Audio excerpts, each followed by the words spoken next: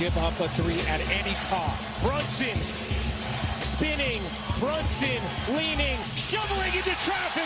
He turns it over. Brunson turns it over. The New York Knicks could not handle the Heat culture. Full stop. Hi, my name is Rotimi. I talk all things basketball. I love basketball, and I hope you can one day share that same love for basketball that I have too. Going into this playoffs, people didn't even expect to see the Miami Heat and the New York Knicks in the second round. We thought we were going to get the Bucks and the Cavaliers matchup. So as soon as we got this matchup, we didn't really know what to assume. I knew what to assume. I assumed the Miami Heat were going to clear up the New York Knicks. We got game one. Game one comes around. The Miami Heat beat the New York Knicks. They don't have Randall. That's why, people thought the Heat won. We go around game two. Game two comes around. The Miami Heat lose. Turns out Jimmy Butler's not there for that game. So that's why the New York Knicks won. So people are sitting here. They see the game's tied 1-1. They're thinking, this is about to be a bruiser. Can't really get a good idea on who's going to win this series. No. Game three happens. We got 105 to the Heat. And it's 86 points to the New York Knicks. Blowout. Game 4 happens. We got 109 to the Heat. 101 to the Knicks. Blowout. No, wait, that's not a blowout. But they beat them. So at this point, Miami Heat goes up 3-1. Now, there is a specific stat. The stat is, if a team goes up 3-1 in the playoffs, there is a 95% chance that team will win. That team will win that series because they only have to win one more game. Remember that. So we get to game 5, and miraculously, because it's the home game in Madison Square Garden, the New York Knicks turn up. Jalen Brunson, 38 points. Julius Randle and RJ Barrett, they suddenly know how to shoot the ball, and they get 20-point games. So we're looking at this, we're thinking, damn, game 5, these Knicks look like they look like they got a fighting chance. At least that's what the media would tell you. I'm telling you straight up, they didn't. We got to game 6, and Jalen Brunson did put on an amazing performance. He had 41 points. RJ Barrett and Julius Randle did not help him. They were terrible. Between them, they scored 4 baskets, took 24 shots. RJ Barrett actually scored 1 of 10 baskets. 10 shots he took. But then I guess they had good free throw shooting. They both missed a free throw each. I think RJ Barrett had hit 9 free throws out of 10, and Julius Randle hit 8 free throws out of 9. So I guess they had a good shooting there. But apart from that, you guys consider yourselves to be scorers, and you can't even score a basket. You had to rely on your free throws. You can't score 5 baskets. You had to rely on your free throws to get you over that hump. Just saying. Not only that, but Jalen Brunson, as much as he had the ball and he was doing so well with it, he actually ended up fumbling them on a couple of possessions, got double teamed and couldn't handle it. And the team couldn't really operate without him in a double team. Now, the Miami Heat look extremely deep. We had a veteran team. We had Gabe Vincent. We had Jimmy Butler, Bam Adebayo, Kevin Love, Caleb Martin, Kyle Lowry, how can I forget him? Max Strus. We're looking at a team that was actually quite deep and were ready to take on any challenge. They've been to the playoffs before. They've been to a conference finals before. They've been to the NBA finals before, some of those members. They knew what to expect. And even though they were missing Tyler Hero, they knew that there was a way that they were going to get this done. Now, they turned up and they played their usual style of team basketball. Their style of team basketball got 6 of their members 10 plus points. And although they were just not shooting at a good enough clip, like the whole team. The team shot 42% from the field and shot 30% from free. Jimmy Butler, who was the star of the show, he averaged 24 points, 7 rebounds, and 6 assists in this series. He even wasn't shooting very well. Jimmy Butler I think he shot 41% from the field, 42% from the field, and shot 11% from free. So we are really talking about a team that really came together to really fight for this win. And so in the conference finals, hopefully we'll see a change. To note, Kyle Lowry did an amazing job coming off the bench. Someone that we saw as a star. He's an egoless basketball player that is now taking himself down to the bench, and he's doing what he needs to do. He averaged about 12 points in this series.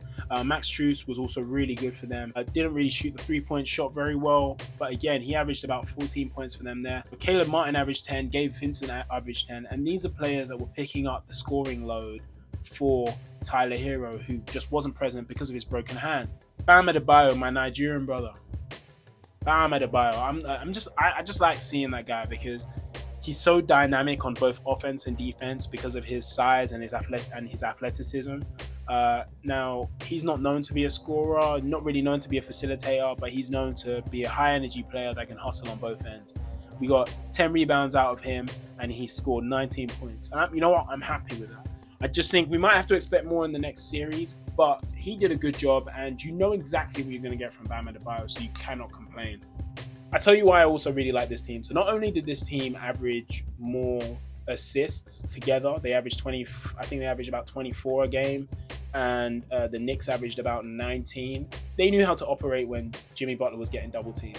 It was inevitable Jimmy Butler was going to get double teamed. Tom Thibodeau, the coach of the New York Knicks, of course, he's coached Jimmy Butler previously.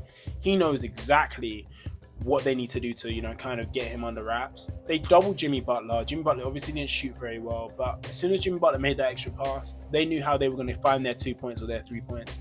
And they made good passes to get it to Vincent under the rim, to get it to Bam Adebayo under the rim, to get it to Strus out for the 3, to get it to Kyle Lowry out for the 3. They were doing the right things necessary to put their team over the edge. They understood that Jimmy's going to get taken out of the series.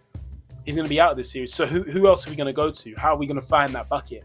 I was really excited watching the Miami Heat team because they played basketball and they played it so well. They're known for their defensive edge, but on offense, they found tiny ways to operate in order to hustle for that win. That's the best way to put it. And they did it in team style, team fashion. They didn't do it with a one-man takes all. On the other hand, the New York Knicks, they had a terrible game. Jalen Brunson was the only person that had a great game.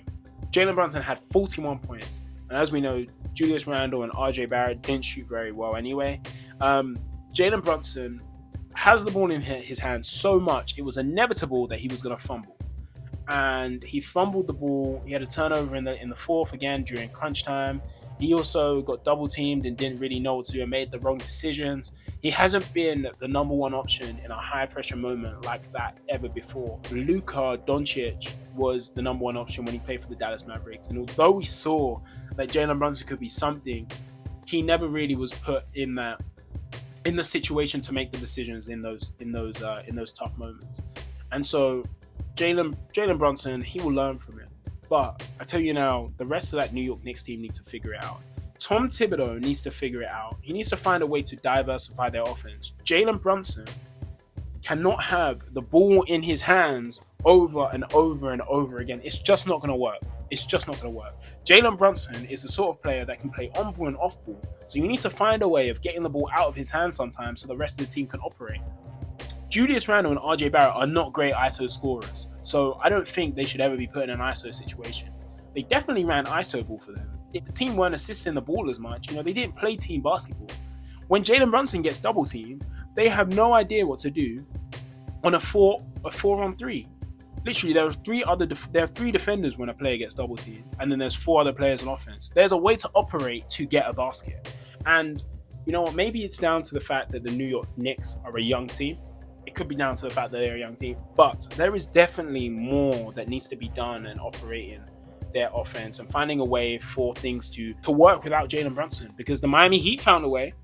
And I'm going to say it's low-key down to coaching.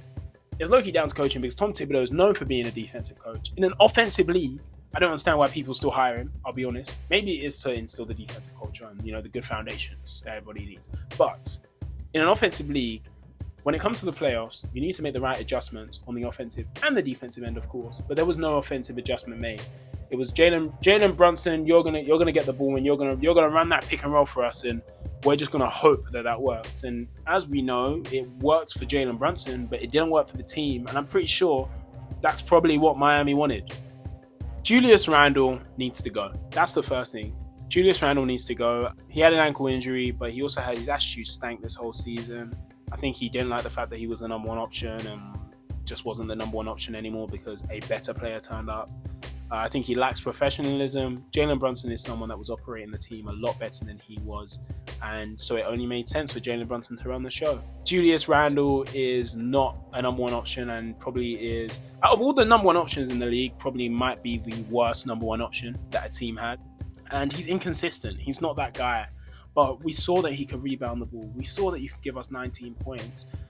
But if you can rebound the ball so well, you should be able to get your easy points. And he didn't even shoot very well from the field. Anyway, RJ Barrett. RJ Barrett is someone that we want to see more out of. He's got to fix his game. He's not shooting the ball at an efficient enough clip. I think he develops a lot with his defensive game with Tom Thibodeau, but Tom Thibodeau is not going to be the right coach if you want to develop a young player. The truth is, we need an offensive coach that's going to diversify the offense of the young player. They're going to get rid of Julius Randle. They have to if they want to progress. Jalen Brunson is there, and he'll be able to help RJ Barrett develop his offensive game.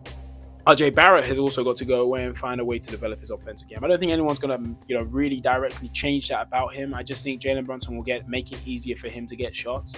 RJ Barrett can speed up the whole offensive process for the New York Knicks if he finds a way. Quentin Grimes, we need to pay attention to. That's a great defensive young player there. When he was switched on to Jimmy Butler, he was literally locking him up. Jimmy Butler had a 13% chance scoring against Quentin Grimes. Against any other player on that team, it was 30%. Just saying. Anyways, Jalen Brunson, star player. People didn't see it. I saw it. I'm just gassed that I can say that I was one of the first people to see it. It's really sad to see that, his efforts were put to waste. But don't worry. Next year, we will keep an eye on you. People are going to be aware of you. Let's see what changes you make. I'm sure it's going to make for more exciting basketball. This series, anyways, was clinched by the Miami Heat, and the Miami Heat will be going to the Eastern Conference Finals. It will be very, very intriguing to see what the Miami Heat do in the Eastern Conference Finals against the Celtics, and I will be definitely there to have an update, give my opinion, probably midway. I don't know when, but I will have an opinion to tell. Thank you very much for tuning in. I do appreciate it. Please like, comment, and subscribe. I really want to hear your opinions and hear your thoughts, so please drop a comment down below. Give me an idea of what's rummaging in the mind.